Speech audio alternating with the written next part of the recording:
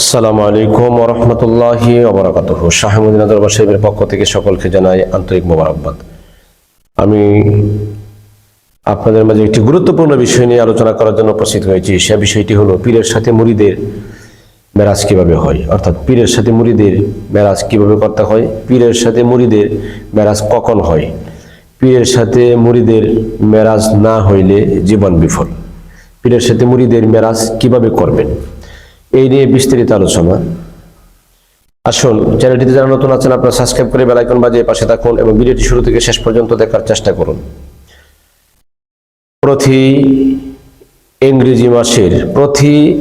ইংরেজি মাসের প্রথম বৃহস্পতিবার দিবাগত রাত্রে শাহ মদিনা দরবার শরীফে কিশোরগঞ্জ জেলা কিশোরগঞ্জ থানা গাবধুরি গ্রাম বওলা ইউনিয়নে মাসিক তালিম হয়। তরিকত এবং তাসawwuf নিয়ে আলোচনা করা হয়। দূর দূরান্ত থেকে লোক আসে, বক্তব্য আসে, আপনারাও আসবেন ইনশাআল্লাহ। আসুন খোলামেলা কথা বলি। খোলামেলা কথা বলার পরই একটা মুর্শিদি অর্থাৎ এই আলোচনার ব্যাপারে একটা শান আছে। আসুন খোলামেলা কথা বলি। এটা আমার ধর্ম, আমার নীতি, আপনারা জানেন। মেরাজ বাবা, মেরাজ হচ্ছে উর্দু লোকে গমন করা। মেরাজ শব্দের অর্থ এটা হচ্ছে শবে মেরাজ। শবে মানে রাত, মেরাজ মানে কি রজনী, অর্থাৎ মেরাজের রজনী। তার মানে মেরাজটা করতে হয় কখন? রাতে, নিগুম নির্জনে। এই মেরাজের ব্যাপারে আল্লাহ সুবহানাহু ওয়া তাআলা কোরআনুল কারীমে ঘোষণা করে বলেছেন, সুবহানাল্লাযী আসরা বিআবদিহি লাইলাম মিনাল মাসজিদিল হারাম ইলাল মাসজিদিল আকসাল্লাযী বারাকনা হাওলাহু লিনুরিয়াহু মিন আয়াতিনা ইন্নাহু হুয়াস সামিউল বাসীর। সুবহানাল্লাহ, সুবহানাল্লাহ। এই মেরাজের আলোচনা করতে যায় আল্লাহ তাআলা সুবহানাল্লাহ শব্দ নিজে বলেছেন। আল্লাহ নিজে বলতেন সুবহানাল্লাযী আসরা। আল্লাহু আকবার।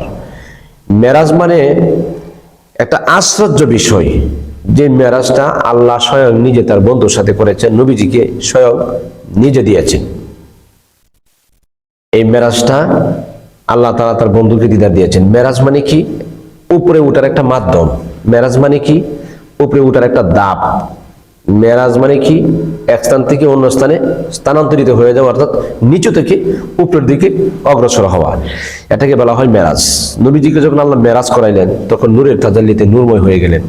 আল্লাহ যে সিংহাসনে, নবী একই সিংহাসনে বৈশা প্রেমের আলাপ করলেন 27 বছর।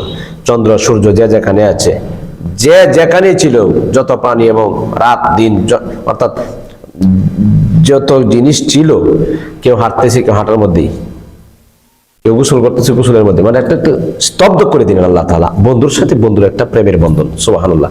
আল্লাহ স্বয়ং নিজে মেরাজ করছে তার বন্ধুর সাথে। সুবহানাল্লাহ, সুবহানাল্লাহ। এই মেরাজটা দিয়ে নবীজিকে আরো ধন্য করেছেন। কোন নবীর জীবনীতে মেরাজ হয় না। এজন্য এই মেরাজ হচ্ছে একটা দিদার, মেরাজ হচ্ছে একটা সাক্ষাৎ, মেরাজ হচ্ছে একটা আল্লাহর দেয়া নিয়ামত। সুবহানাল্লাহ। এখন পীরের সাথে মুরিদের মেরাজ কিভাবে? পীরের সাথে মুরিদের মেরাজ হচ্ছে, বাজান বোঝার চেষ্টা করবেন, মুর্শিদকে রাজি খুশি করা এবং মুর্শিদের সহবত নেওয়া, মুর্শিদের দিদার লাভ করা, মুর্শিদের সাক্ষাতে নিজেকে ধন্য মনে করা, অর্থাৎ মুর্শিদের কলমের নূরে নিজের কলবকে নূরে উজ্জীবিত করা এবং মুর্শিদের যে আপনার আধ্যাত্মিক শক্তি আছে ওই শক্তিতে নিজেকে গঠন করে তোলা এবং মুর্শিদের ফায়েজ এবং মুর্শিদের সহবত মহব্বত নিয়ে, অর্থাৎ মুর্শিদের নেক দৃষ্টি, সরাসরি বৈশা একটা সুদৃষ্টি, নেক দৃষ্টি, নেক নজর, নিজেকে ধন্য মনে করা, অর্থাৎ এক কথায় মুর্শিদের দিদার লাভ করা। এটা যদি না হয়, এটা মেরাজের চাঁদ। এই মেরাজের চাঁদে আপনারা বেশি বেশি মুর্শিদের সাথে মেরাজ করবেন। এই মেরাজ যদি না হয় তাহলে কিন্তু আপনার জীবন বিফল, আপনার জীবন কিন্তু বৃথা। মুর্শিদ ধরছেন কিন্তু মুর্শিদের সাথে মেরাজে আপনার হলো না। যে যাকে ভালোবাসে তাকে অতিশয় অবশ্যই কি করেন? মেরাজ দিয়ে দণ্ড করে দেন। মেরাজ মানে কি? দিদার। মেরাজ মানে কি? সাক্ষাৎ। মেরাজ মানে কি? মহব্বত। মেরাজ মানে কি? সহবত। মেরাজ মানে কি? কোনো কিছু দেওয়া, এটাকে মেরাজ বলা হয়। আর পীরের সাথে মুরিদের মেরাজ হয়, আদব্বর মুরিদ যারা, তারাই পীরের সাথে মেরাজ করতে পারে। বেয়াদবের কিন্তু বন্দিগি কবুল হয় না। কিছু বেয়াদব আছে, দেখবেন প্রত্যেকটা দরবারে এরকম নাচিস কঠিন পর্যায়ের বেয়াদব আছে, অনেক উপরে উঠে তার সম্মান অনেক জায়গায় পৌঁছায় দেয় মুর্শিদে, যে দেখে সে কেমন। কিন্তু এই বেয়াদব উপরে ওঠার কারণে কিন্তু বেয়াদব কাটতে পড়ে যায়। এই জন্য পীরের মুর্শিদদের কেউ কান্দাইবেন না, এটা কথা মনে রাখবেন।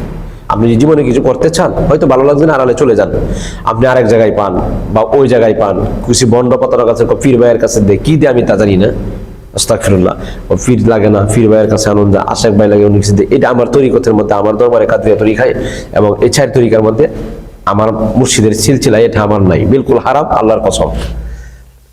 পীর ভাই কি দেয় কি না দেয় কি এটা আমি জানি না, অনেক সময় প্রতারক নোংরা মহিলারা এগুলি বলে, যান চলে যান, কিন্তু মুর্শিদের খান দাইবেন না। মুর্শিদের খান্না কিন্তু আপনার জন্য বহুত কষ্টের থাকবে, আপনি টের পাইবেন না, এমন কিছু হয়ে যাবেন, দেখবেন ঘৃণার পাত্র হয়ে যাবেন, ছেলে ভালোবাসবে না, ছেলের বউ ভালোবাসবে না, মেয়ে ভালোবাসবে না, মানে যে কোনো একটা একটা আপনি কিন্তু তুচ্ছতা ছিল, হয়তো সংসারের মধ্যে আপনার স্বামী মানে কোনো না কোনো দিকে কিন্তু আপনি ফিরে যাবেন বিপদে, তখন বুঝবেন যে আমি কি করলাম। এমন হয়তো সঙ্গর কারণে বা সাথীরার কারণে কথা বলতেছেন বা এরকমই উস্কানি দিতেছে বা যে কোনো কথা বলতে, স্বাভাবিক আপনাকে বলবেই। এজন্য কামিল পীরের মুরিদ হইলে কিন্তু মুর্শিদ আপনাকে বারবার বলবে, আপনাকে শাসন করবে। যারা যে ভালোবাসে তাকে শাসন করে, স্বাভাবিক, যে আপনি উঁচা গাছ বড়ই গাছের মতো হবেন। বড়ই গাছে কি মানুষে দেয়, এরপরে কিন্তু বড়ই ফারে, বড়ই কথা কয় না। এরকম নিজেকে গঠন করতে হবে, এরপরে আপনি মেরাজটা পরিণত করতে পারবেন। চাইলেই আপনি পারবেন না, চাইলেই কিন্তু আপনি পারবেন না। যে আমি চাইলে যদি আমি যেতে পারতাম, বাবা চাইলে যদি পারতো তাইলে সব বেয়াদবগুলি মানুষ হয়ে যেত। এই জন্য নবীজির দরবারে কিছু বেয়াদব ছিল, মুনাফিক। প্রত্যেকটা ওলি আল্লাহর দরবারে, পীর মাশায়েখের দরবারে কিছু মুনাফিক আছে। আর মুনাফিকদের চিন্তা ধারণা হচ্ছে আমরা যদি এখান থেকে মনে করেন বাহির হয়ে যাই বা চলে যাই, বা আমরা যদি একটা কুচক্রম হলে একটা আলাদাভাবে নিজেকে পৃথক করে নেই, তাহলে মুর্শিদ মনে টপে যাবে। মুর্শিদ এটা তো প্রতিষ্ঠান, এটা তো একটা না যে আমার এখান থেকেই কমে যাবে, চলে যাবে। আহারি ভ্রমর থাকলে, যদি মনে করেন মধু থাকে ফুলে, তাহলে ভ্রমর অবশ্যই আসবে। কিন্তু একটা কথা আমি আপনাদেরকে বলতে চাই, যে যেই দরবারে হন না কেন, আমি আমার মুরিদানদেরকেও বলছি, আমার যারা দরবারে মুরিদান আছেন আপনাদেরকে হুঁশিয়ার করে বলছি, যে চিন্তা চেতনা, একটা চিন্তা চেতনা যে আছে, মব নিজেদের মধ্যে যে একটা উলুসি বা পীরের প্রতি একটা অনীহা, এটা অবশ্যই শয়তানের কাজ, অবশ্যই শয়তানের কাজ। এগুলি থেকে দূরে থাকবেন। মুর্শিদের কাছে বল না হইলেও কিন্তু নিজের বল, হাজারবার বল। আমি আমার কথা বলছি, আমার গুরুর সাথে কোনো বল নাই, আমার দয়ালের সাথে কোনো বল নাই। কোটি মানুষের সামনে থাকলে আমি বলবো আমার দয়ালের সাথে 1000 বার বল হয়েছে, একবার দুইবার না। কিছু বেয়াদব আছে যে নিজের বল সাব্যস্ত করতে চায় না। এই যে প্রতারক, এই যে বাইলর হয়ে গেছে, আল্লাহর দরবার থেকে মাহরুম হয়ে গেছে, আল্লাহর বান্দা থেকে তার নাম কাটে গেছে, এবং নবীজির উম্মত থেকে তার নাম কাটে দিয়েছে। কারণ মুর্শিদ তার মুরিদের থেকে তার নামগুলি কেটে দিয়েছে। অন্তরে যদি একবার লেগে যায়, এখান থেকে শেষ। আর কিন্তু জীবন বারবার গঠন করা যায় না। একটা কথা বলে দিই, নবীজিকে ভালোবাসতেন সাহাবায়ে কেরাম, নবীজির পরিবার পরিজন। খাদিজাতুল কুবরা নবীজির স্ত্রী ছিলেন, উম্মে সালমা, উম্মে সাউদা, উম্মে হাবিবা, তারা নবীজির স্ত্রী ছিলেন, তাদেরকেও মহব্বত করতেন। এবং ফাতেমাতুজ জোহরা, উম্মে কুলসুম, অর্থাৎ নবীজির পরিবার পরিজনকে ভালোবাসো, মহব্বত করো। আপনি যে কোনো গুরুর দরবারে যাবেন, মুর্শিদের দরবারে, মুর্শিদের পরিবার আছে, পরিজন আছে, তাদেরকে মহব্বত করবেন, তাইলে কিন্তু মুর্শিদ খুশি। কিন্তু ব্যাককলেরা বোঝে না। ব্যাককলেরা কি করে, সমালোচনা করে, কিছু বেয়াদব মার্কা আছে, কিন্তু কপাল ঘুরে গেছে। যাই হোক, আপনারা চাইলেই কিন্তু পারবেন না এই মেরাজটা করতে, মুর্শিদ যদি আপনাকে দয়া করে না দেয়। আপনি এমনভাবে নিজেকে তৈরি করে নেন, মুর্শিদ অবশ্যই আপনাকে মেরাজ দিতে বাধ্য হবে, মেরাজ দিতে বাধ্য হবে। তবে নিজের একটু গঠন করেন। নিজেই তো কোনো মানুষ হইতে পারলেন না, নিজের পোষাইতে পারলেন না, ওই জায়গায় ধরেন, বন্ধ ধরেন, জমিনে যান। আমি বিশেষ করে মহিলাদেরকে বলছি, পুরুষদেরকে বলছি, চায়ের আড্ডায় বসে থাকেন, নামাজের খবর নাই, রোজার খবর নাই, হালাল হারামের কোনো চিজবাস নাই। মহিলাদেরকে বলছি, দায়ুসের মতো চলতেছেন। একটা বার চিন্তা করে দেখেন যে আমি প্রকৃত মানুষ হইতাম পারছি কিনা, আমি নিজের গঠন করতাম পারছি কিনা। এরপরে যে দয়াল আমার যে আপন করে নিচ্ছে, শুকরিয়া আলহামদুলিল্লাহ। এইটা না করে কি পাইছি, ওইটা এটা শেষ।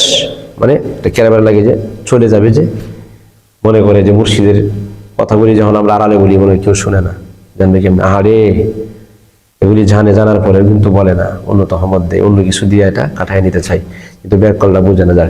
এই জন্য আমি বলি, চাইলে কেহ পীরের বস্তু নিতে নাহি পারে, উপযুক্ত হইলে বাজান ডাইকায় আনবে গড়ে গো তোমায়, ডাইকা নিবে গড়ে বাজান যারে ইচ্ছা তারে দিয়া মিলাই গো প্রেমের মেলা। মুর্শিদ যারে ইচ্ছা তারে দিয়া মিলাই গো তৌহিদের মেলা। কেউ বুঝিতে পারে না রে পীর মুর্শিদের খেলা, আমার দয়াল চাঁদের খেলা।